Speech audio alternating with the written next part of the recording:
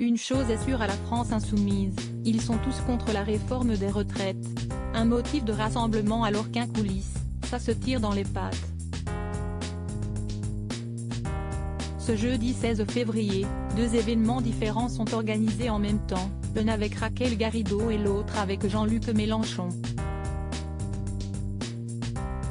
C'est un pied de nez de part et d'autre. C'est dommage, ça divise notre couverture presse. Mais avec lui, tout est manichéen, c'est blanc ou noir, avec ou contre lui, s'agace un des frondeurs du mouvement dans les colonnes du Parisien. Avant d'ajouter avec humour, c'est le parrain I2. Lors des législatives en 2022, certains ont été agacés de voir le gendre de Jean-Luc Mélenchon, Gabriel Amar, être élu député du Rhône. Mais cela n'empêche pas ce dernier de s'exprimer sur l'attitude de la nouvelle génération à adopter. Ce qui m'intéresse, c'est de mettre en place les outils qui permettront à ma génération de passer la main aux trentenaires, explique Gabriel Amar dans les colonnes du Parisien.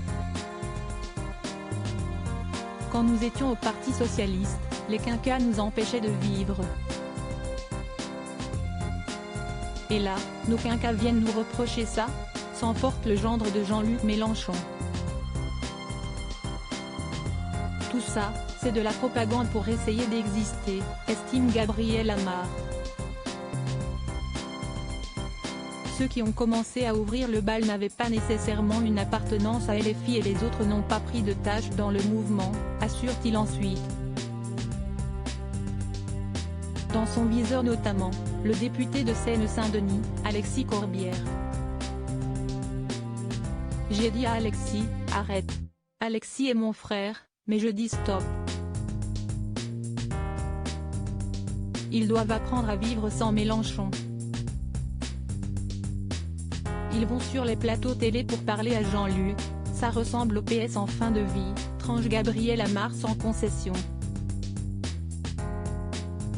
Jean-Luc Mélenchon, découvrez les femmes qui ont compté dans sa vie et les esprits déjà focalisés sur 2027 ?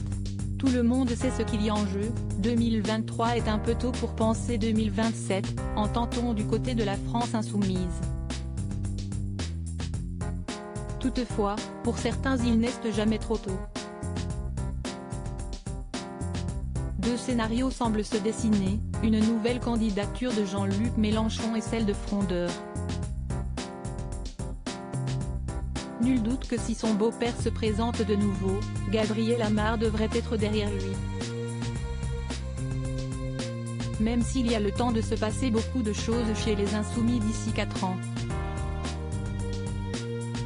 Article écrit en collaboration avec 6 médias Crédit Photo, Jonathan Reboa Panoramique.